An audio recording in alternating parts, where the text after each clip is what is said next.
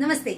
आज का हमारा जो वीडियो है वो इस टॉपिक पर है जिस पर हमने कल एंड किया था and the topic is how to overcome the overconfidence in the interview room.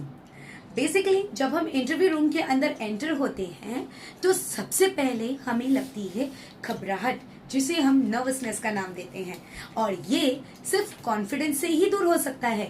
और कॉन्फिडेंस से दूर करने के लिए हमारे पास में नॉलेजेबल कंटेंट पूरी तरीके से होना चाहिए। नॉलेजेबल कंटेंट का मतलब है जिस भी टॉपिक पर आप इंटरव्यू के लिए प्रेजेंट हो रहे हो उसके बारे में आपको संपूर्ण जानकारी होनी चाहिए। अब ये जानकारी एक दिन में तो बिल्कुल पॉसिबल नहीं है, इसीलिए उसकी तैयारी आपको जिस दिन से आप उस इंटरव्यू के लिए प्रिपरेशन कर रहे हो उसी दिन से करनी है।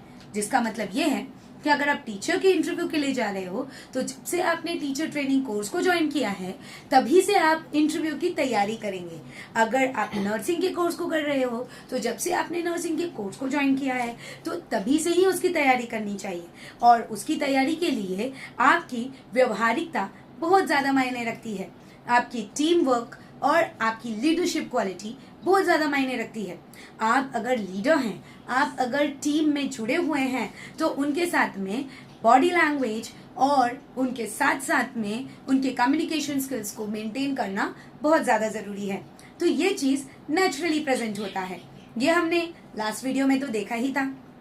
अब हम देखते हैं कि कॉन्फिडेंस अगर ज्यादा हो जाए तो वो ओवर कॉन्फिडेंस के रूप में बदल जाता है।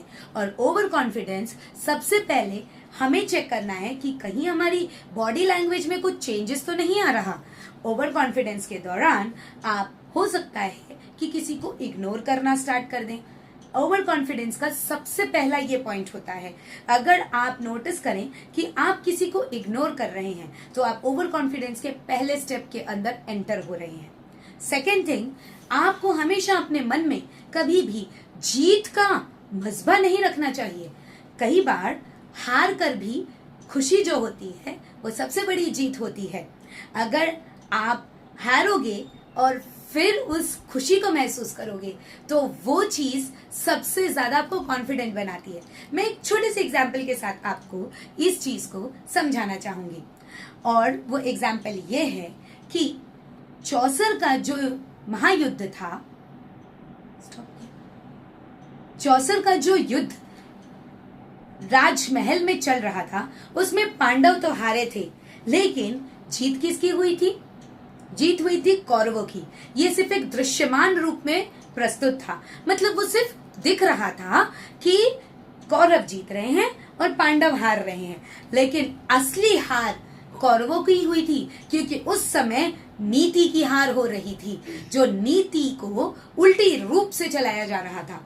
धीरे धीरे जब महाभारत के युद्ध तक सब पहुंचे तो उस समय जब धीरे धीरे चीजें कटती चली गई और पांडवों के भी और कौरवों के भी धीरे धीरे क्षमताएं कटती चली गई, लेकिन आखिरी में जीत हुई सत्य की। तो हार कर भी जो जीत होती है वो कॉन्फिडेंस लेकर आता है। एक और एग्जाम्पल आपके सामने प्रस्तुत करती हूँ।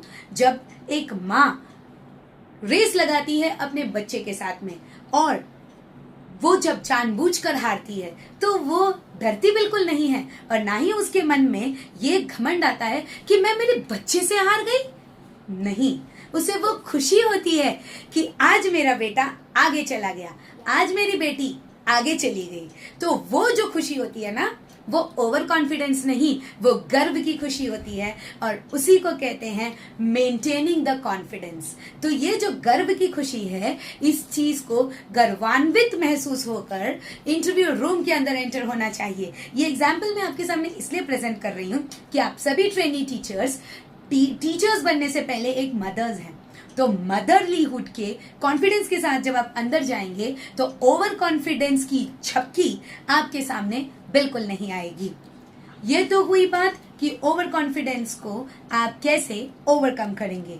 सबसे पहले आप इस चीज को समझिए कि यदि कभी चोट लगे या हार हो तो उसे अपने आगे बढ़ने की क्षमता को रखिएगा। कभी ये ना सोचिएगा कि आज मेरा इंटरव्यू बिल्कुल अच्छा नहीं गया तो अगली बार मैं और अच्छे से तैयारी करूंगी। इस चीज की क्षमता के साथ आप आगे बढ़िएगा।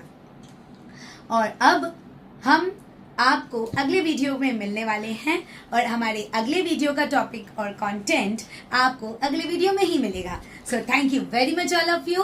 हमारी अगर वीडियोस आपको पसंद आ रही है तो हमारी वीडियोस को लाइक करें, चैनल को सब्सक्राइब करें और कुछ फीडबैक देना हो तो कमेंट बॉक्स में अपने अपने व्यूज दे सकते हैं। नमस्कार। Thank you.